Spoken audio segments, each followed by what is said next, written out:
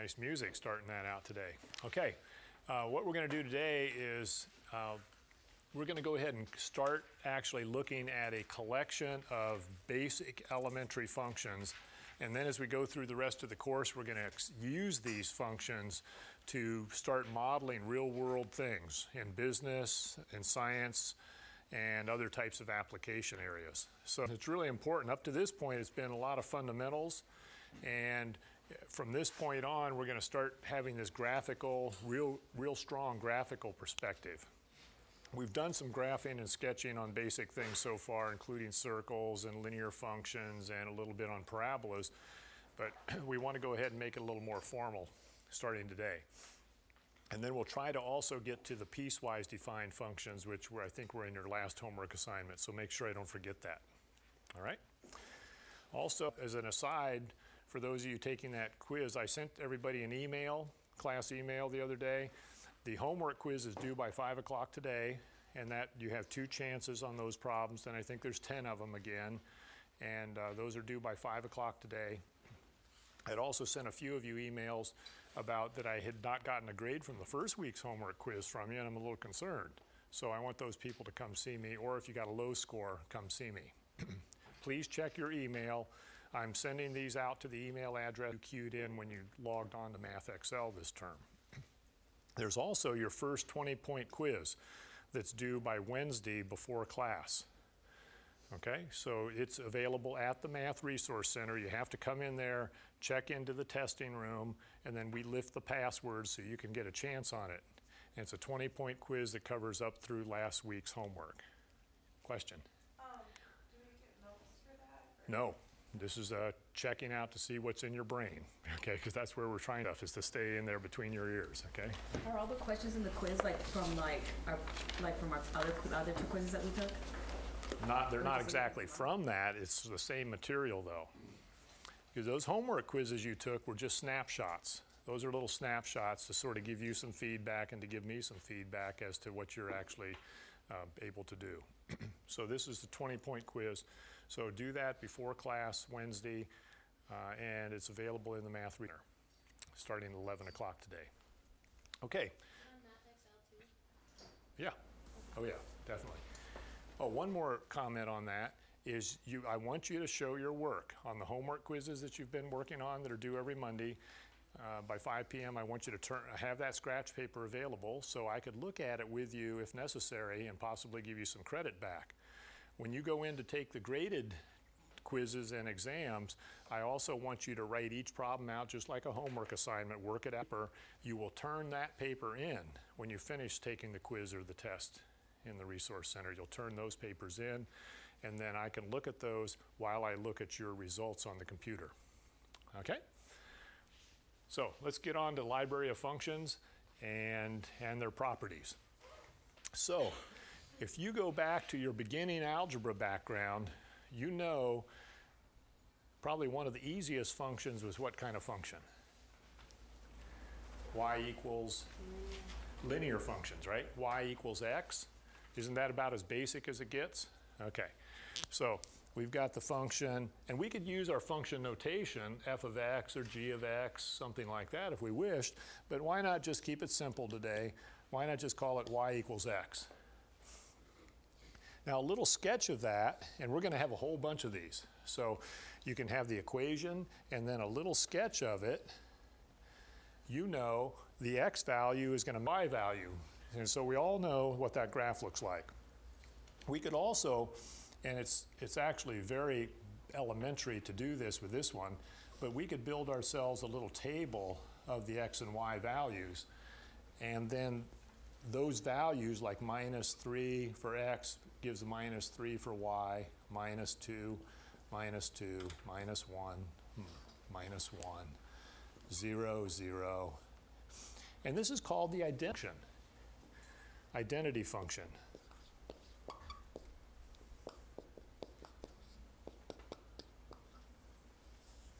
It's as basic as it gets. And then the image of this input and output values is the graph that we get. And we all know what that looks like. It looks like this.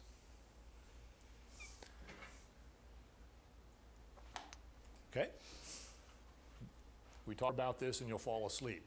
Okay, so let's do something a little more advanced. Let's now look at, let's see, what degree, this is called a polynomial, isn't it? What degree polynomial is this? It's a first degree. We normally don't write that exponent down, but it's a first degree polynomial, isn't it? Okay. And notice that it's also an odd powered polynomial. Odd power. What would be the next odd powered polynomial? 3. Cube, right? X cubed. So let's look at that one. This is called the cubic function. And the equation is y equals x cubed. And without building the table, let's just, we mentally can build the table, but we want to focus on trying to get the sketch of the graph. So if we cube 1, if we cube 0, we get 0. If we cube 1, we get 1, right? If we cube negative 1, we get negative 1. If we cube 2, what do we get? If we cube 2, we get 8. Oh boy, that just takes off, doesn't it? And if we cube negative 2, excuse me? Negative 8. If we cube 3, we're off the top of the board here, aren't we? We're clear up at? Okay, we should memorize some of these, right? 1 cubed is 1, 2 cubed is 8, 3 cubed is 27, 4 cubed, 64, 5 cubed, 125, okay? So try to memorize those, because those show up all the time, quite frequently. So anyway, this thing takes off like a rocket, doesn't it? Okay, so it looks like this, without going into too much more discussion on it, and it looks like this. Compare that one to this first one. This is our first degree polynomial, looks like this, goes through 1, 1, and then 2, 2, whereas that one went through 1, 1, and 2, 8, etc. What do these two have in common? They're positive. They're positive in the first quadrant. For positive values in the domain, they have positive y output values. Ah, that's what I was looking at, have origin symmetry. Don't they both have origin symmetry? Okay, and we talked about that the other day. Don't forget it. If you took the f of x's value and changed its sign, this is f of x tall, isn't it? At x, it's f of x tall. If you change the sign of that, wouldn't that match the value over here at negative x? And this would be f of negative x. If you change the sign of this one, it would equal to this value over here, wouldn't it? And that, we talked about this a couple sessions ago. If we took the opposite of the f of x value, that's going to match the f of minus x. That's the criteria for an odd function. And both of these happen to be odd functions. What would you picture then would be the graph of x to the 5th power? Odd function. It would still be odd, wouldn't it? X to the 7th, x to the 9th. So odd-powered polynomials will, in their elementary form, be odd functions like this. Notice that if I took this x cubed graph and I y equals x graph on it, it would look like that, right? Here's our x, y equals x graph laid on top of the x cubed graph. And notice something in the detail here. When you're outside of 1, greater than 1, notice that the cube of those numbers is obviously going to be greater than just the value of the number of the input. But look what happens inside between 0 and 1. What happens if you cube a half? You get 1/4. Careful. One eighth. If you cube 1/2, think of the fraction. If you cube 1/2, you get 1/8. So if you're at x equals half on the linear function, you're going to be up at a half. If you instead are on the cube, you're going to be smaller. So notice in between here that you see the linear function is actually greater than the cube function. What would you expect x to the 5th to look like then? If you see this kind of behavior, this kind of a pattern, what would you expect x to the 5th to look like? Steeper out here, but inside here, flatter. Flatter inside here. Have that idea in mind? Okay, so that's important. And then the same thing will be exhibited through the origin over here in this area where these values are negative. The same kind of behavior.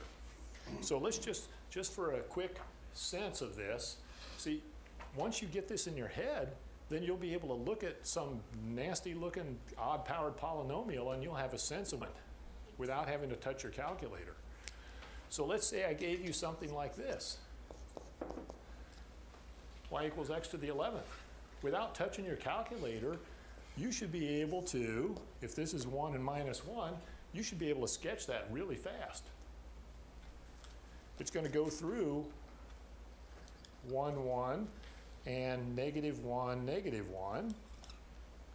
But then it's going to look like what? Got it? Fine? It's going to look like a rocket coming up here real fast through this point, and then it's going to come in here and be real flat in there, and then take off like a rocket out there. So you should expect to see those quite frequently, these odd-powered polynomials like this. That should be helpful. What's the domain? Let's come back to the more basic ones here. These are the two you really want to have in your head. What's the domain of all real numbers, right? Negative infinity on the left to positive infinity on the right. So they both have these odd-powered polynomials in their elementary form, have a range or a domain from negative infinity to positive infinity. And what about the range? Starting low to high, negative infinity to infinity as well. All real numbers. No trouble with these. Okay. Any questions so far? Yeah. So any odd function will look like that, just the exponent makes it steeper? Steeper outside of 1 and flatter inside here if the power is higher. The larger the power, the flatter in here and the steeper out there. And similarly over here to the left. Okay? It's not too tough. What have we not looked at yet? Even powered polynomials. But you're familiar with quadratics. You've been doing those for a long time. Okay, so if we have a quadratic polynomial, this is going to be what we call our squaring function.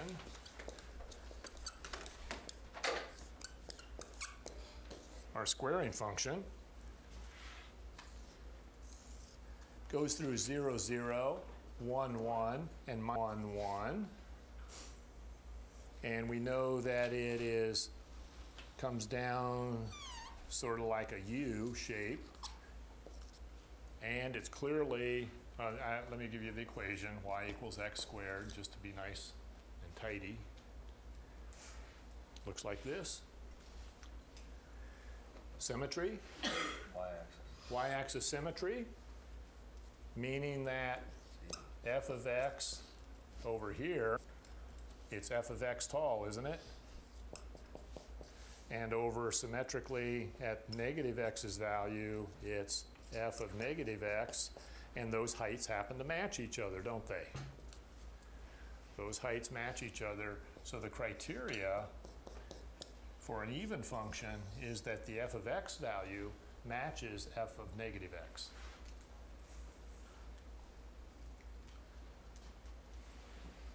Feeling good? Even function. Clearly an even function. Based on what we spoke of a few minutes ago regarding odd functions and the kinds of behavior based upon the exponent, what would the next one up look like if I do it in red? X to the fourth, right? What would x to the fourth look like? Come on, help me. This is like a music class where you all sing together, right? Steeper where?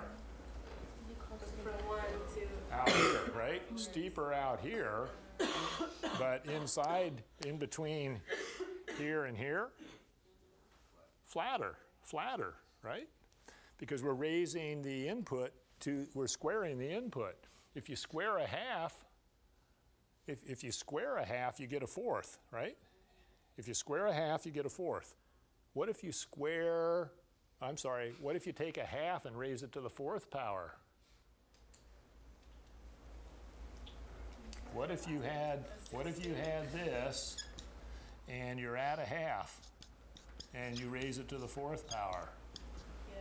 You get 1/16. You compare that to putting a half in up here and getting a fourth. So this would be a fourth all right in the square function, but on the fourth degree polynomial, it's going to be down here at a 16th. And similarly over here. So what you get is something that is flatter in here, and then it's not steeper everywhere. It's only steeper outside of the larger than 1 or smaller than -1. So it's steeper out here and out, but inside it's actually flatter. Okay, so this is what you see with even-powered polynomials. What would be a 0th power polynomial? X to the 0. What would that look like? X to the 0. That's actually very, very simple. X to the 0. 1.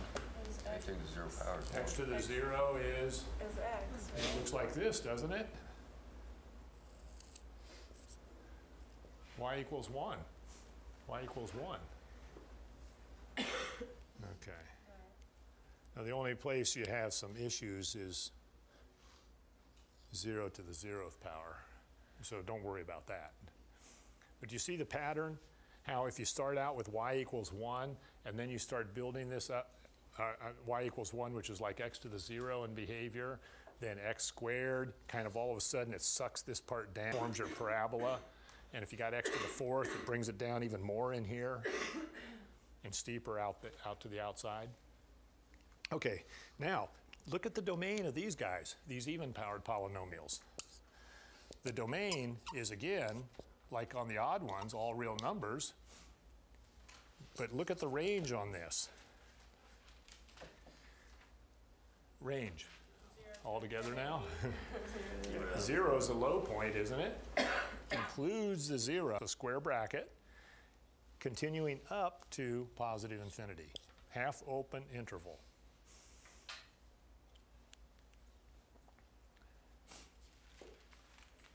Got it? Odd-powered polynomials, even-powered polynomials, and we're quite a ways down the road on our library of elementary functions now. Let's do a few others that we want to commit to memory. A few others. Oh, let's see. What have we seen before? How about this one? How about the square root function?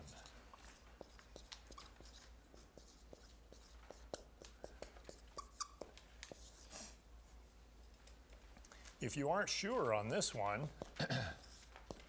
you can build yourself a little table of values. The square root function. So you know that the thing inside the square root to get a real result has to be greater than or equal to 0, doesn't it? It has to be positive valued or 0. So if we start here with 0, we're going to get a y value of, come on, help me, square root of 0. 0, Square root of 1. 1, Square root of, 4, oh, let's make it easy. 4. 2, Square root of 9, 9. 3, Feeling good? Square root of 25, no, 16. 4. 25, 5. And 25, 5. And we could keep on going, but it's getting boring. Okay? Notice that we're starting with these inputs, and the result is the value of what times itself. Watch the vocabulary here. What times itself gives you this item that's under this square root. So if you put a 4 under the square root, what time gives you that 4? Happens to be a 2. Or a 3 giving you a 9 underneath the square root. Okay. So notice, what pattern do you see here compared to something we saw actually over here on the x squared? Do you see a reversal? You see a reversal of the inputs and outputs of x squared? I didn't even build a table on those because I know you know them. But there's a reversal of the inputs and outputs here. Okay. So with this in mind, and this is the most elementary way with something new, this is the way that you take something new and develop a sense of how it behaves graphically, is you build a table of values, and then you use that to then project this into a graph. So we have an equation, we have a table of values, a numeric process, and then the image of that reflected in a graph. So we plot these points, 0, 0, 1, 1. We have to go clear out to 4 to be up at 2. And the further out you go to the right, this thing continues to rise up, but it rises ever more slowly as we go. Okay, so that's your square root function. What's the domain thing? 0, 2. You have the image in your head, and it's very easy to do it. The domain is from 0 to infinity off to the right. And the range, starting down low, rising. How high does it go? Infinity. It keeps going up, doesn't it? Ever more slowly, though. And so its range is from 0 at the bottom, like your water rising, continues to go up and up and up. Okay, so we have the square root function. Usually in a pre-calculus textbook, there is a table or a chart, a page somewhere in those books that shows you a bunch of these types of functions. Our textbook, it's inside the back cover. I think flip back in 1 or 2 pages there. There's a whole library of these functions. We've already seen now the linear function called the identity function. We have seen the quadratic function. We've seen the cubic function. And we've seen the higher powered even functions as well. And now we have the square root function. So I think you get a sense of what is critical in your brain, to have in your brain. One is the image of these sketches, you know, what these graphs look like, and then associated with those images is the very important thing of understanding the domain and the range. The domain and the range. Any questions so far? Okay, we'll start doing some problems here in just a second. Okay.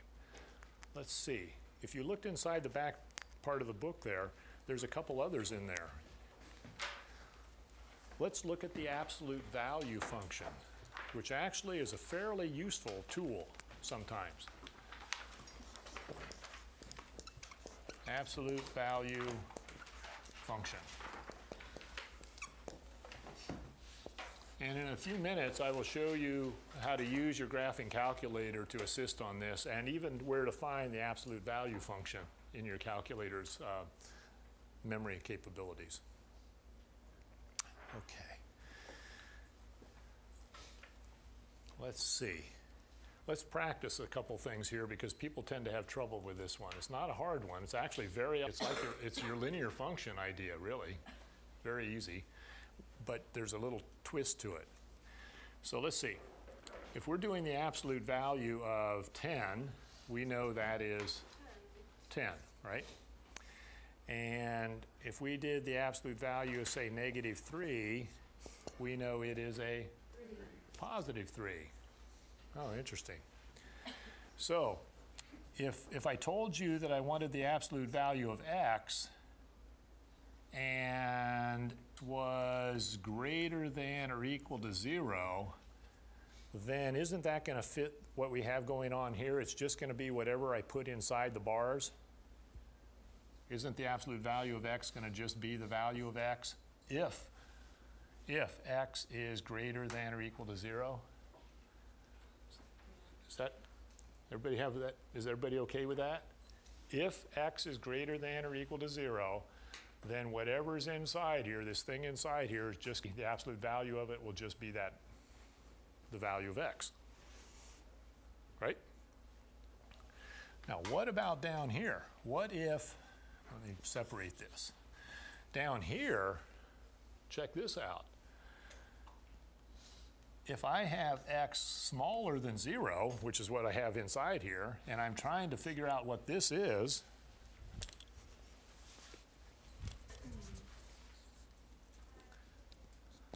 what do I do to this x? What do I need to do to this thing? I need to take the opposite of it, don't I? So I need to take the opposite of x. Is that okay? As long as I told you that the x was smaller than 0, like -20, -20, I would take, to find its absolute value, I would take the opposite of the -20 and I'd get my +20. Okay. Now, sometimes in textbooks, they will have you do absolute values this way. They'll have you image your number line.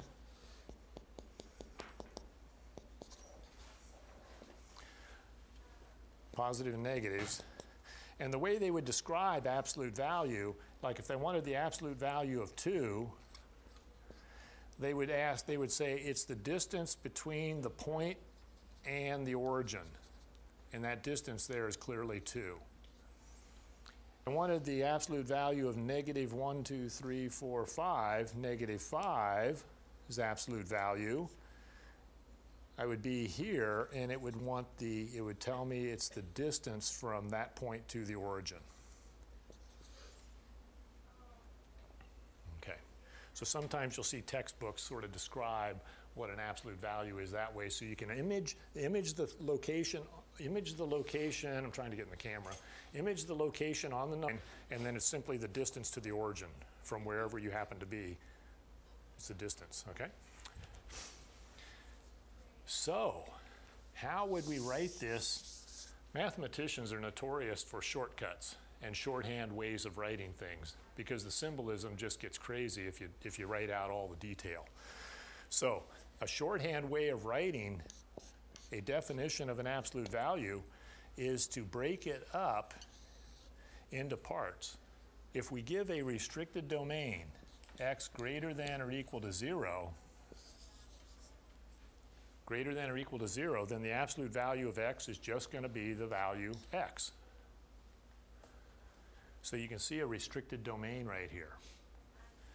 And if the value happens to be, that you're taking the absolute value of, happens to be negative, less than 0 inside here, then the absolute value of it has to be the opposite of x.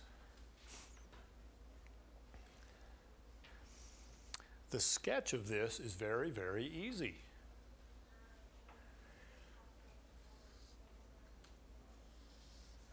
Very, very easy. Imagine you are in the domain to the right, 0 or to the right. Then what sketch are you going to draw? Y equals? This is your y, isn't it? Y equals the x, and we've already done that. Looks like this. Right? Looks like that. And if you sketch, if you're now in the negative part of the domain, over here with negative values going in, you're going to draw this. This is negative of x. This is a linear function, isn't it? Y minus x. So over here, y equals x, and over here to the left, y equals negative x. And negative x, you know, has a slope of negative 1. So it's going to be looking like that. So it's just a simple V-shaped graph. And notice it goes through 0, 0, and it goes through 1, 1, and it goes through negative 1, 1. Just like your parabola. Just like your parabola. Okay. Symmetry. Y-axis symmetry, called then an even function. Okay, so this thing is an even function, and here's the way you write it, right here. Y equals absolute value of x. You break it up into these two parts, and it happens to be an even function. Happens to have a domain. Help me. Negative infinity all the way over to positive infinity with no trouble anywhere. And the range, like a parabola, right? Bottoms out at the origin at 0 in value and rises up towards infinity. Absolution. Question? Can we write all real numbers, or do you want us to do the parentheses? You need to know how to do it this way. Yeah. You could say all real numbers on the domain. That's perfectly true. But we're trying to get you in the habit of using this interval notation. And people always at first tend to be a little confused with the interval notation. It's always written left to right, smaller to larger. In that format, left to right, smaller to larger, or bottom to top, okay, on the range. Bottom to top, left to right, in that format. Okay? Oh, let's do a couple more. Oh, what else do we have? How about the basic exponential function? And we're going to spend a lot of time later in the course on exponential functions because they're so darn practical. Okay. Let's look at the basic, does the book label it in the back there? Do they have a title for it? What do they call it? The exponential function. Oh, they call it the exponential function. That's good. Okay.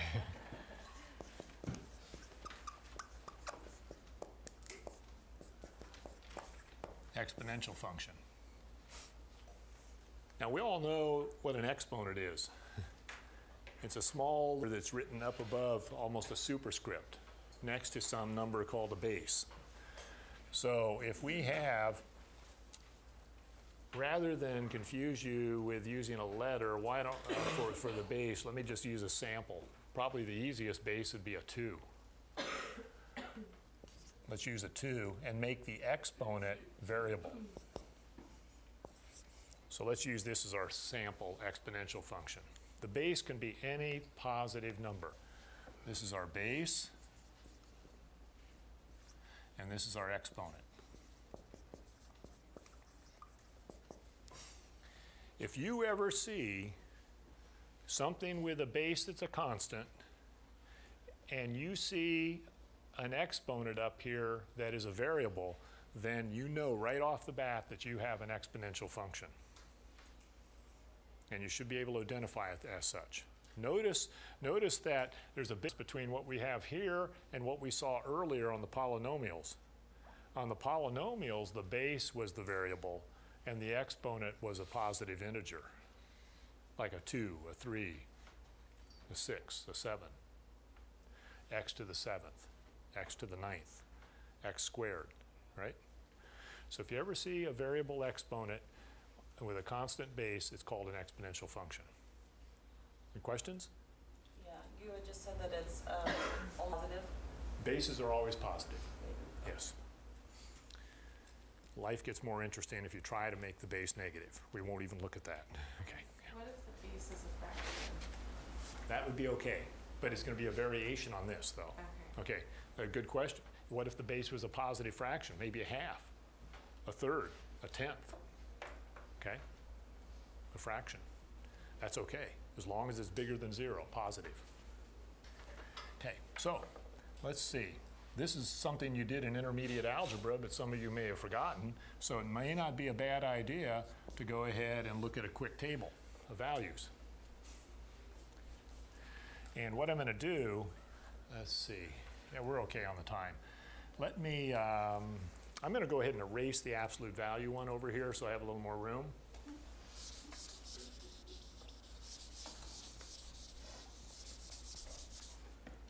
And I want to actually leave the definition up over here because I want to come back and talk about that in a few minutes. Okay. So let's build a little table of values. And let's start with, say, 1, 2, let's come down in value on our exponent. Build the table kind of backwards. Let's say I had a 5, a 4, a 3, a 2, a 1. And then we want to go through 0 and -1, -2, 3. So let's do a little arithmetic. Let's start here, right down here with a 1.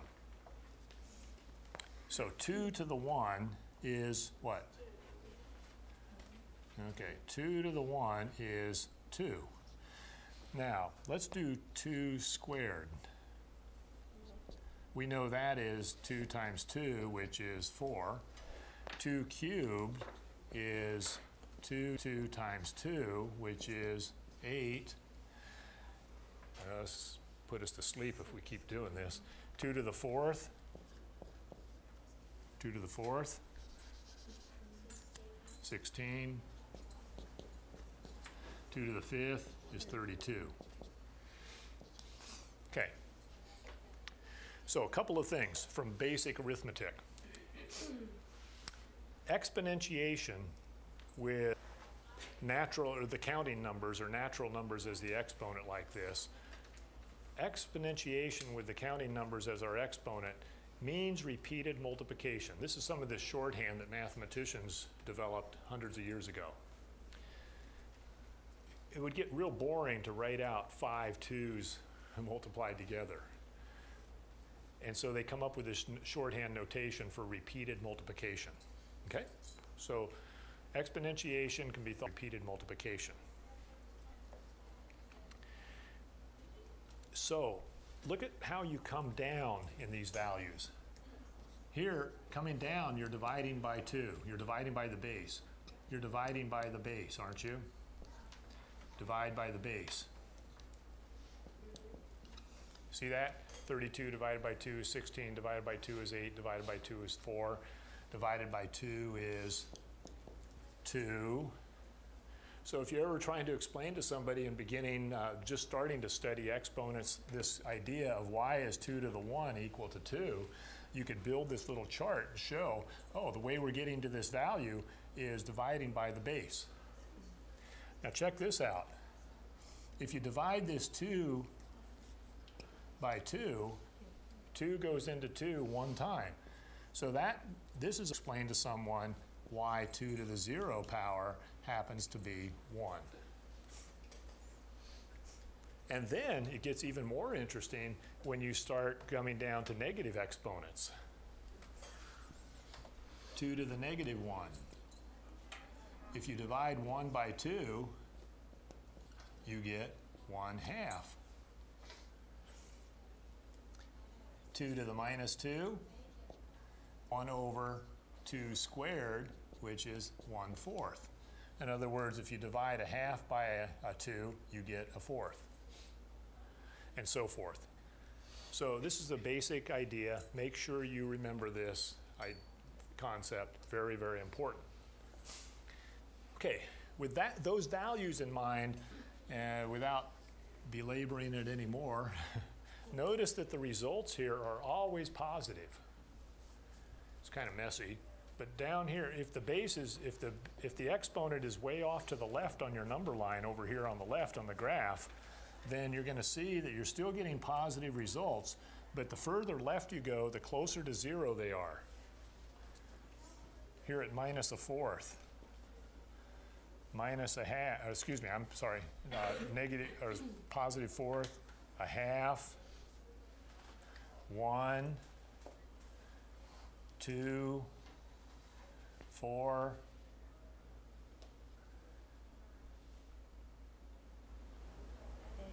8, 16, right? And so we get a graph. Notice the positive values. Everything here is positive valued, isn't it? Everything here is positive valued. And so here's a sketch of y equals 2 to the x. So as you move to the right, you can see the slopes. The slopes on here become steeper and steeper and steeper. Steeper, steeper, steeper. Second.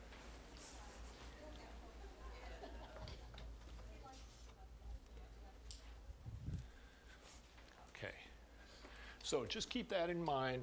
What would happen if the base was greater, folks? Let's just take a second to think about that. What if the base was, say, 5?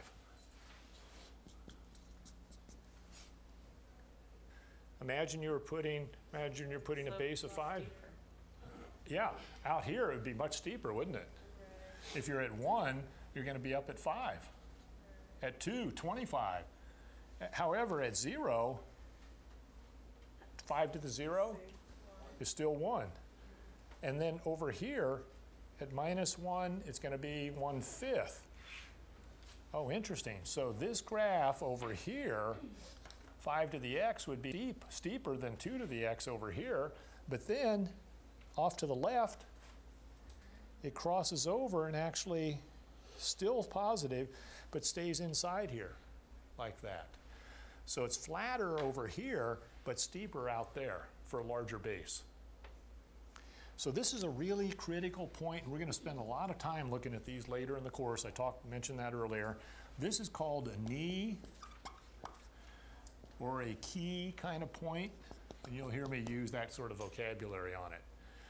And just as something to keep in mind for the future, most of you are a lot younger than I am. Actually, I think everybody's younger than I am now. Okay. If you save money and tuck it away where it's earning interest, even if it's a small amount of interest, it will eventually, it might be trickling along in value, not growing real rapidly initially, but you leave it there for a long, long time, and it'll eventually start to turn over and take off. The primary reason the rich get richer and the poor stay poor, because they have left their investments there a long period of time, and they eventually start to really take off. And we'll talk in a lot of detail later in the course about that. Okay, are there any other elementary functions back there that I think I ought to hit? Let me just glance at that. Oh, there's one more. At least one more. So let me come back here and get rid of the square root function. I'm sorry, the squaring function. And I'm going to leave the square root up there for a second. Let's look at this one. Let's look at the cube root. Cube root function. So y equals the cube root of x.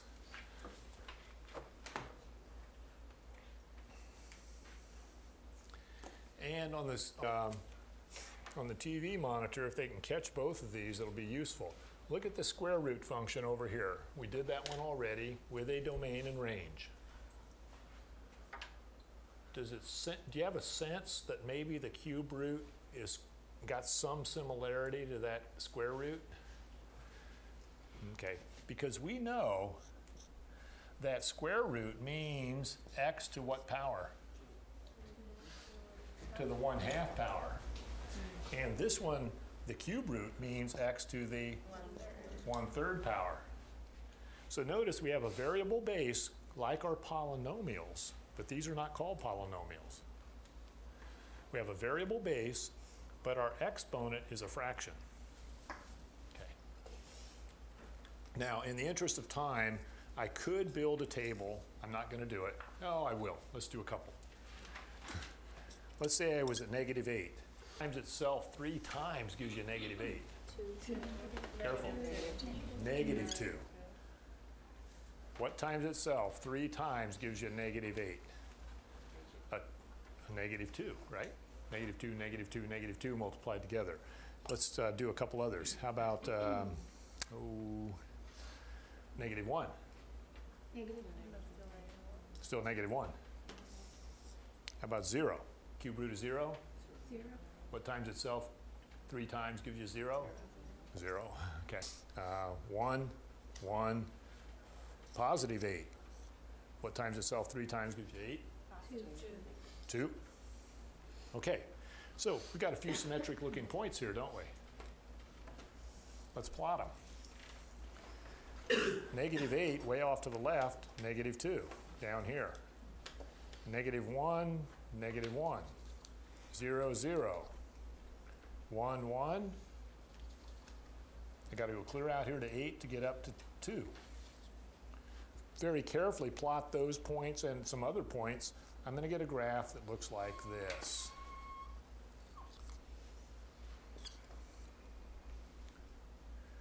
Domain. You see how you have to have the image of the graph in your head? The domain and range are easy if you've got the image of the graph. That's why we want you to get this library into your brain. Negative infinity to the left to positive infinity on the right. The range, bottom to top. Negative infinity below, rising, keeps going up towards positive infinity. Domain and range. How would the right-hand wing of this cube root here compare to that square root over here? Think back to your polynomials. Your x squared graph versus your x cubed graph. What do you think? If I wanted to lay on the right-hand wing here, if I wanted to lay, actually, let me lay the square root in here. Oh, actually, it's not going to lay in there very nicely. Let me go over here, lay the cube root on this guy. We know if we were at 4 here on the square root, we were up at 2. How far out do you have to go on your cube root to be up 2? You got to be out here at 8, 2, don't you? And then it goes through 1, 1, right? And still comes through here, doesn't it? Okay. And it's got to be here, right? So it's coming in like this. Here's your cube root of x. What about in here, folks? It's the same.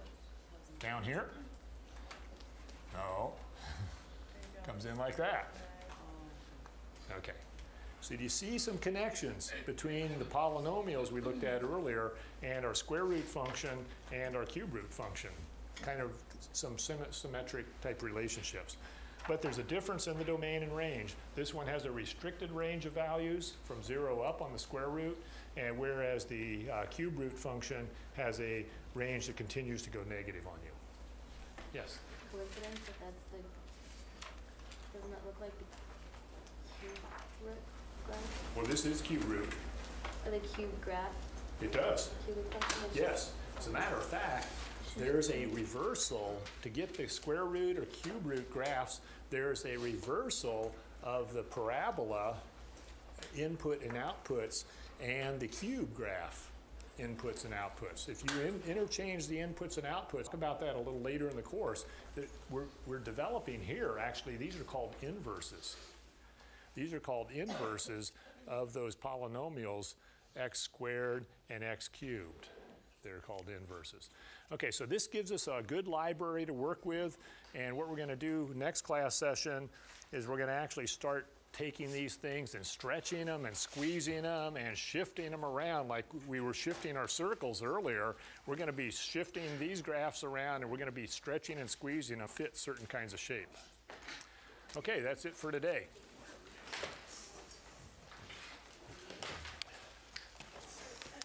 Any questions while they're shutting down the video there?